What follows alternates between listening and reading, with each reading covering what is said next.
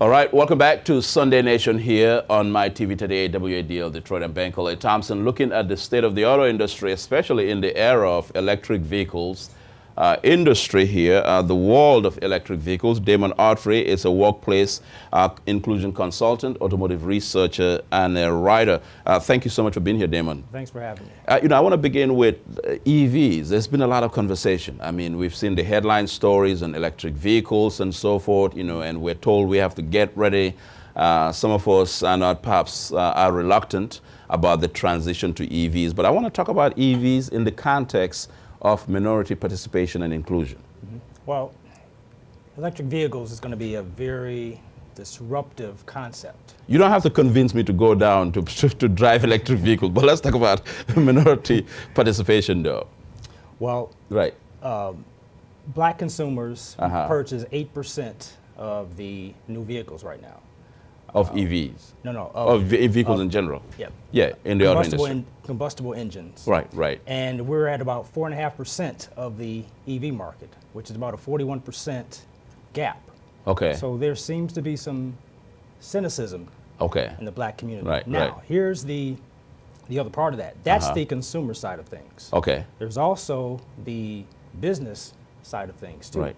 So we are beyond the embryonic stage of the EV evolution. Right. This EV baby is teething right now. Okay. So there are tremendous opportunities. Go ahead. It's a toddler. Yeah. But there are tremendous business opportunities in the EV space. When you think about EVs, you think about charging stations.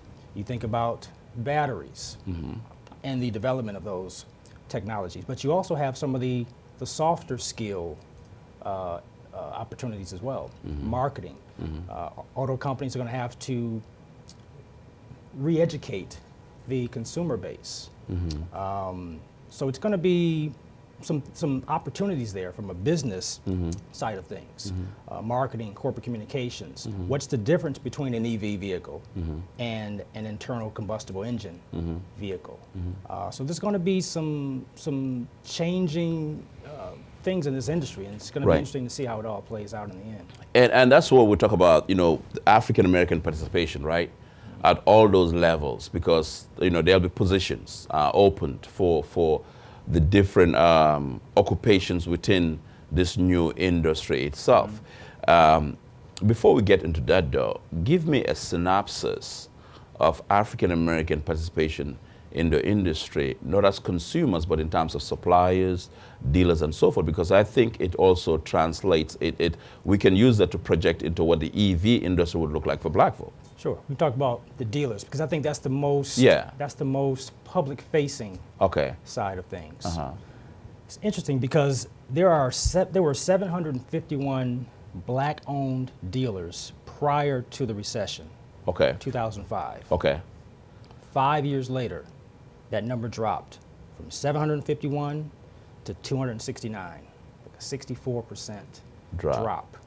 We will never get to that number again, ever. The marketplace has totally changed. Tesla has come in, completely disrupted the dealer network system with their direct-to-consumer pieces. So the evolution of this EV space in terms of the dealerships, that's still going to be a difficult thing to do, this hamster on the wheel type of thing, because we as black folks have always had this difficult entry point into the dealer market.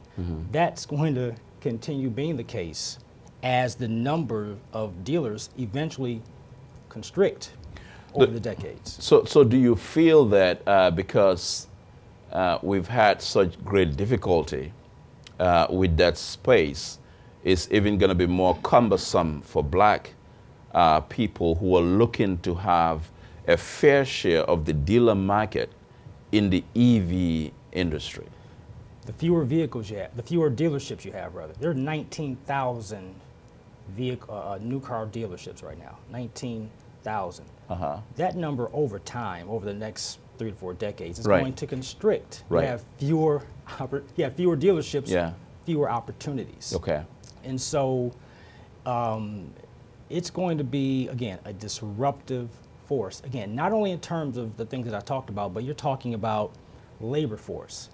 It's going to take a smaller labor force to make EVs. Some estimates say about 40% smaller. Also, there's going to be some pushback from big energy companies, Exxon, Mobil. So this is going to be an interesting time as we continue to move into. So it leads to what, a shrinking economy as far as participation is concerned? No. The dealer infrastructure, okay, the way we've known it for all these years is going to change. Right. Again, Tesla has that direct to consumer model. Okay. There have been companies that have said, no, we're not going to adopt that strategy right now.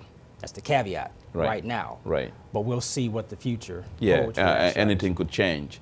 But do you get any signal? Have you seen any indication that even the drivers of the auto industry who are pushing, the evolution or the transition to EVs, have you gotten any indication that in fact they're keeping diversity, inclusion in terms of African American participation at the forefront of this transition? The short answer is no. The longer answer is absolutely not. This is, the EV evolution will always be, it'll be a mirror of what we've always had, in my opinion.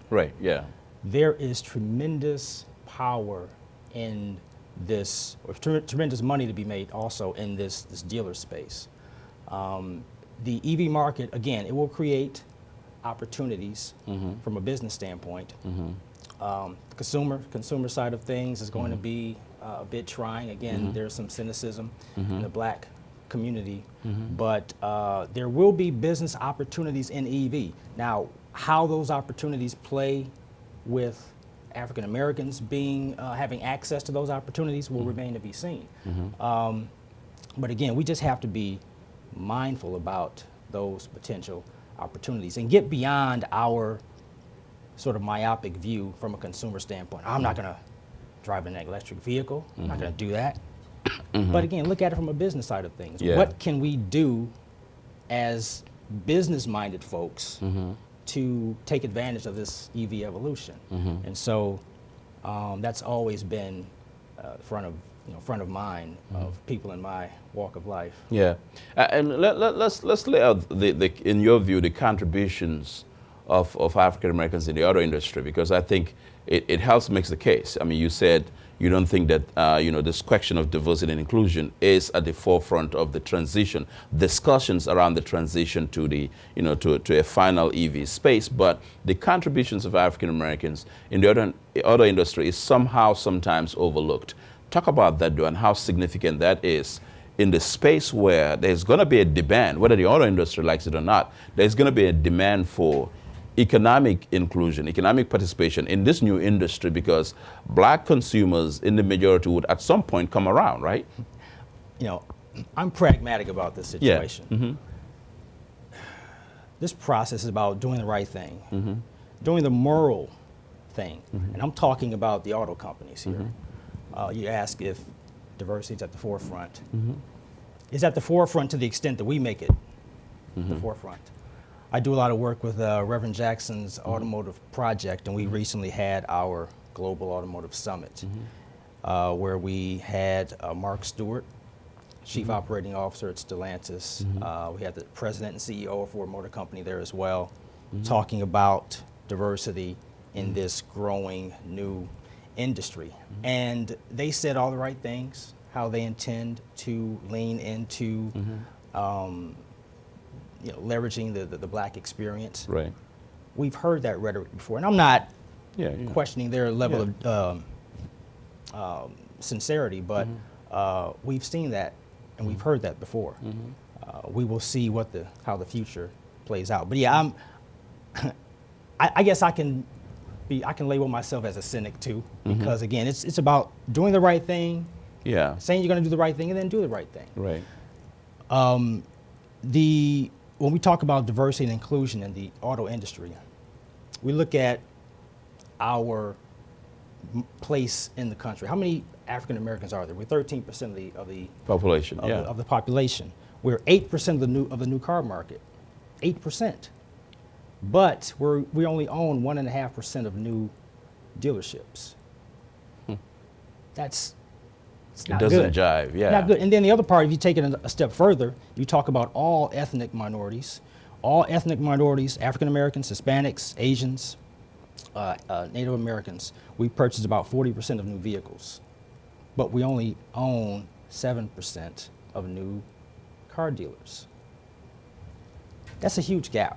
Yeah. And so you ask if diversity and inclusion are at the forefront of this new evolution. I say no, that's why. They had every other opportunity to meet that parity that we've always been fighting for. Right. And EV is not going to change that, I don't think. But at some point, the auto industry has to come to a reality that it must bend the moral arc of the universe towards justice. I mean, they can't escape this reality. You have black consumers who are spending real money and purchasing these products, and you can't just avoid them.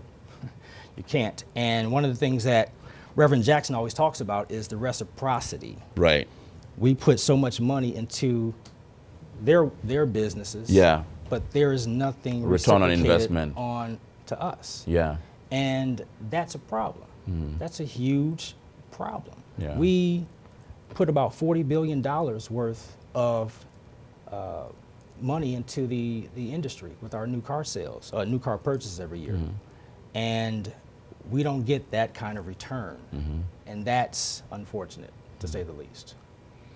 Finally, what do we need to know? What should we be aware of with this transition to EVs right now? Well, we just have to be open to change. Okay. And know that, we have this thing where clean energy is all the rage now. And President Biden is trying to do some things from a legislative standpoint. Yeah. But we have to be mindful that change is not always bad. Right. And that with change comes opportunity. Again, from a business standpoint, because that's the way I look at it. We have two sides to look at it. We can look at it from a consumer standpoint, look at it from a business opportunity standpoint. And opportunities abound with this new evolution, and we just have to be mindful of that, accept this change, and move forward from there. Just one more question, though. The dealerships you mentioned that went down, during the crash on Wall Street in 2005, 2007, 2008, has there been any effort, any significant effort mounted to resurrect or to significantly increase the number of dealerships that we have now, black dealerships, I mean?